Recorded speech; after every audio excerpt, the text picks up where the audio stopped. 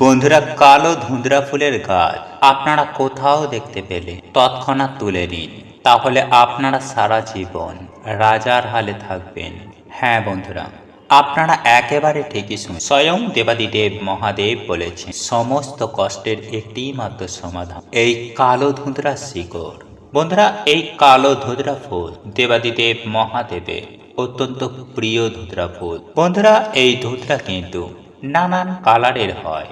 একটা ধূসর ধূসর কালারের, একটা ফিট সাদা কালার, আর একটা হয় সাদার ওপরে কালো কালো। ফুলটা না সাদা না কালো, এই ধরনের হয়। আর এই কালো ধুঁদরা ফুলের গাছের কথাই আপনাদেরকে জানিয়ে দেব, যে এই কালো ধুঁদরা ফুলের গাছের শিকড় আপনারা কিভাবে ব্যবহার করলে আপনাদের জীবন থেকে সমস্ত প্রকার দুঃখ কষ্ট, জ্বালা যন্ত্রণা, দারিদ্রতা, এমনকি রোগ ব্যাধিও মহাদেবের আশীর্বাদে দূর হয়ে যাবে। বন্ধুরা, শাস্ত্রে এই কালো ধুঁদরা ফুলকে স্বয়ং দেবাদিদেব মহাদেব বলে মনে করা হয়, কারণ দেবাদিদেব মহাদেবের অতি প্রিয় এই কালো ধুঁদরা ফুল। আপনারা একটু লক্ষ্য করলে দেখতে পাবেন যে এই ধুঁদরা ফুল দেবাদিদেব মহাদেব নিজের কানে ধারণ করে থাকেন।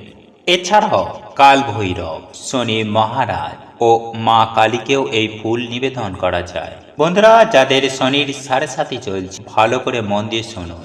যাদের শনির সাড়ে চলছে, যাদের ওপরে শনি মহারাজের কুদৃষ্টি পড়েছে, তারা যদি এই কালো ধুঁদরা ফুল গাছের শিকড় তারা যদি ধারণ করতে পারে, তাহলে বিনা খরচেই ফল পাবে।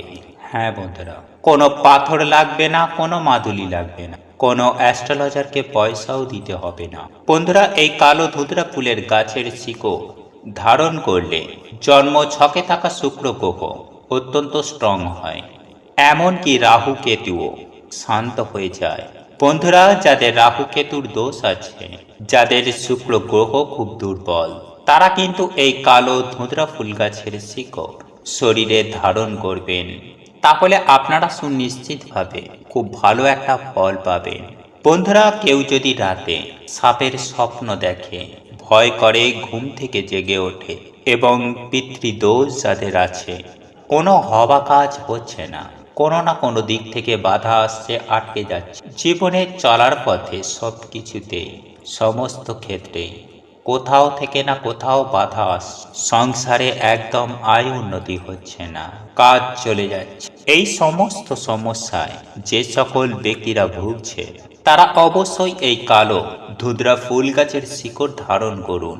বন্ধুরা, এছাড়াও যে সকল ব্যক্তিরা ভূতপ্রেতকে খুব ভয় পায়, মনে হয় রাতে কেউ বাড়িতে এসে দাঁড়িয়ে আছে, কিংবা কেউ রাস্তায় এসে দাঁড়িয়ে আছে, কিংবা কেউ আমার সামনে এসে দাঁড়িয়ে আছে, তাহলে সেই ব্যক্তিদেরকে আমি বলছি, আপনারা একটি কালো কাপড়ের টুকরো নেবেন এবং সামান্য একটুখানি কালো ধুঁদরা ফুল গাছের শিকড় শনিবার দিন করে শিকড়টাকে ভালো করে গঙ্গা জল দিয়ে ধোবেন, তারপর কালো কাপড়ে বেঁধে শনিবার দিন ধারণ করবে। সেটা আপনারা হাতেও ধারণ করতে পারেন বা কোমরেও ধারণ করতে পারেন, এমনকি যদি গলায় যদি ধারণ করতে চান, সেটাও আপনারা গলায় ধারণ করতে পারেন, যেটা আপনাদের সুবিধা হবে। আপনাদের সুবিধা মতো পছন্দসই ধারণ করবেন। তবে বন্ধুরা, এই শিকড় সংগ্রহ করার জন্য পুরো সম্পূর্ণ গাছটিকে নষ্ট করবেন না।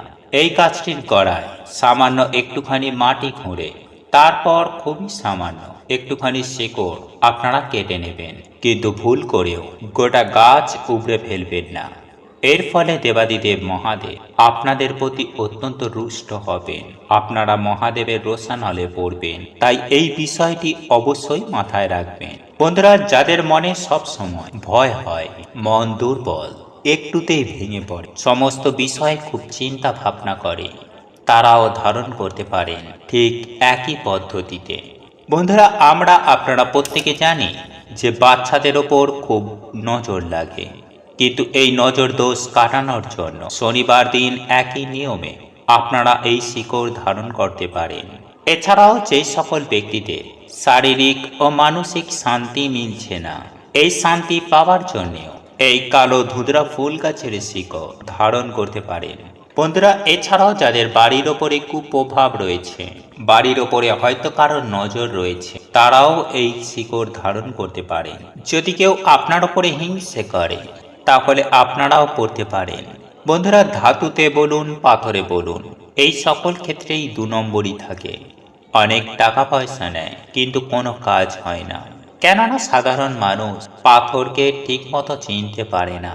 তাই আপনারা নিজে হাতে এই কালো ধুঁদরা ফুল গাছের শিকড় তুলে আনবেন। কেননা আপনারা যদি বাজার দোকান থেকে এই শিকড় কিনে নিয়ে আসতে চান, তাহলে সেক্ষেত্রেও কিন্তু 2 নম্বরই করার একটা সম্ভাবনা থেকেই যায়। বন্ধুরা, ভূতেদের নাথ ভূতনাথ ভোলেনাথ এবং দেবতাদের দেব দেবাদিদেব মহাদেব, উনি দেব দেবীদেরও ভালো করেন, তো মানুষের ভালো তো উনি করবেনই এবং মানুষের মঙ্গলও উনি করবেন। যাই হোক বন্ধুরা, এইবার আসি আপনাদেরকে মূল বিষয়ে। বন্ধুরা, আপনারা যদি দেবাদিদেব মহাদেবের আশীর্বাদে নিজেদের জীবন থেকে সমস্ত প্রকার দুঃখ কষ্ট জ্বালা যন্ত্রণা বিপদ আপদ এমনকি দারিদ্রতাকেও কাটিয়ে উঠতে চান, যদি রোগ ব্যাধি থেকে মুক্তি হতে চান, তাহলে এই একই নিয়মে একই পদ্ধতিতে আপনারা এই কালো ধুঁদরা ফুল গাছের শিকড় আপনার বাড়িতে তুলে নিয়ে আসবে। তবে এক্ষেত্রে আপনাদেরকে এই উপায় বা ক্রিয়াটি করতে হবে সোমবার দিন। বন্ধুরা, সোমবার দিন সকাল সকাল ঘুম থেকে উঠে স্নান করে নেবেন এবং শুদ্ধ বস্ত্র পরিধান করে তারপর এই কালো ধুঁদরা ফুল গাছের শিকড় সংগ্রহ করবেন। তারপর আপনারা বাড়িতে নিয়ে আসবেন এবং এই শিকড়টি ভালোভাবে গঙ্গা জল দিয়ে ধৌত করে আপনারা দেবাদিদেব মহাদেবের অভিষেক করবেন। পঞ্চামৃত দিয়ে মহাদেবের অভিষেক করবেন। তারপর ফুল বেলপাতা সহ দেবাদিদেব মহাদেবের পুজো আরাধনা করবেন এবং আপনাদেরকে একটি জিনিস কিনে আনতে হবে, তা হলো পৈতে। হ্যাঁ বন্ধুরা, দশকর্মা দোকানে গিয়ে আপনারা পৈতে চাইবেন, ওনারা দিয়ে দেবেন। এই পৈতে আপনাকে নিয়ে আসতে হবে মহাদেবের পুজো করার আগে। বন্ধুরা,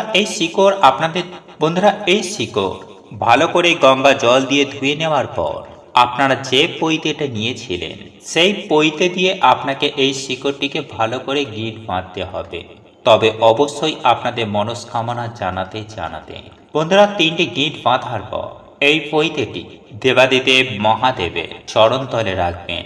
আর যদি আপনার গৃহে শিবলিঙ্গ থেকে থাকে, তাহলে আপনি এই শিকড় সহ পৈতে মহাদেবকে পরিয়ে দেবেন।